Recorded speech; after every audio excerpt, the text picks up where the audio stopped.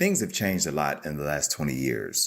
There was once a time when dating and finding a partner or a husband or a wife was a little bit easier.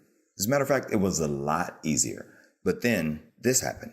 If you're gonna find someone, you need to hedge your bets. To start, you should download Tinder, Bumble, Fling, Blump, hard to get. That one only matches you with people who pass on you.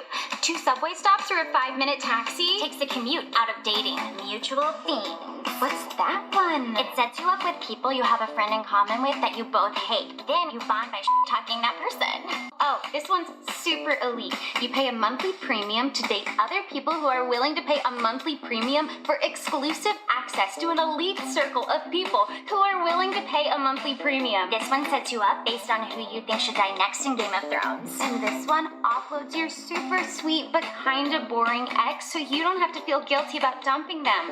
It worked for me. Although now that he's dating, I kind of miss him. What do you think that says about me? Hey, what's up? This is AJ. Welcome to Kaizen. Something strange and freaky is happening in the world. Things that are unnoticed shape our behaviors and beliefs. There are stories around us and inside us that influence the way we live. I believe our cultural success is hinged on our curiosity. This podcast will question neuroscience, human cognition, fallacies, consciousness, neurolinguistic programming, and much, much more. My mission is to ask more questions, different questions, and not rely on information from the same old talking heads. Join me on this mission of growth with a sly marketing tip. Welcome to Kaizen, the sweet science of success. 5, 4, 3, 2, 1.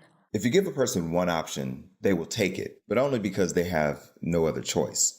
And we all, man, woman, boy, and girl, we all want choice. Give us a choice of 3, and that's almost perfect. We will decide exactly what we want beyond a shadow of a doubt. We will be absolutely and unquestionably certain that we have chosen what is best for us. But if you give us a choice of, say, 20, stop the press. Hold up. Wait a minute. 20 options, that's a problem. If we're forced to choose 1 out of 20, all of a sudden we feel completely dissatisfied, overwhelmed. And no matter what we choose, in the back of our minds, we feel regret. Because with that many options, we'll always second guess what we chose. Because there are 20, so what I choose, it has to be perfect. How can I be certain beyond a shadow of a doubt that I've chosen the right one? This is exactly what happens in dating. When you're single, you can easily have 25 matches on each app. If you have that many options, it's actually pretty easy to cut someone off.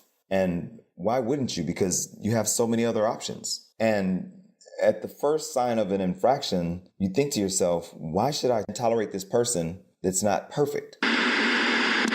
Back in the day, when people dated, they typically dated people that were in close proximity to them. They would meet them in high school. That's why you had a lot of high school sweethearts getting married. Or they would meet them in college. Maybe they would meet them at their first job, or they would meet them at work. It was mostly proximity based. But then along came the internet, online dating, and more options. And when you introduce more options, you force people to choose. And when you force people to choose and they have a lot of options, they have to make a choice. And that choice is extremely hard.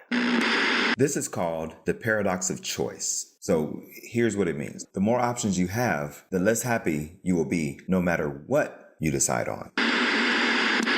And the question of the day is, how do we overcome the paradox of choice? Well, I got 5 reasons, and just stick with me for a second here.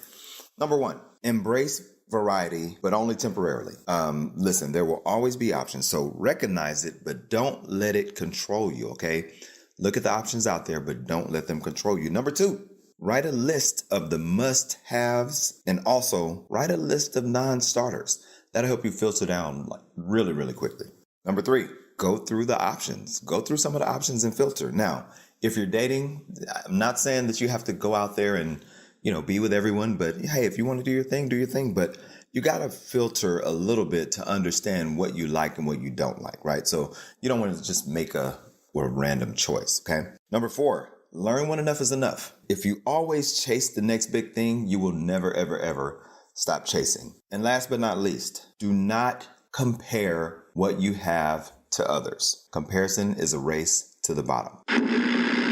And I want to end this with a story. There was once a monk, and he took his students for a walk on the river. And he showed them that where the banks were really far apart, the water was slow and it was stagnant.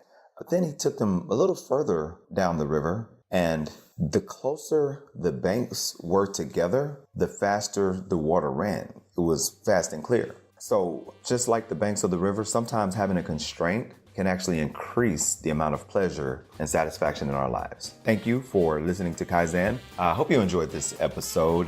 Do me a favor really quickly. Do a screenshot, tag me on Instagram. I am at AJ Joyner. That's AJJoiner. Also, I want you to follow the Kaizen podcast on Instagram as well. And if you have any questions, DM me on Instagram. You can send me an email, get@anthonyjoyner.com. Make sure you tag a friend, share this with a friend, and if you really enjoyed this, go to iTunes on your computer, leave a 5-star review. I really love this, so I hope you're enjoying it, all right? I will talk to you guys soon.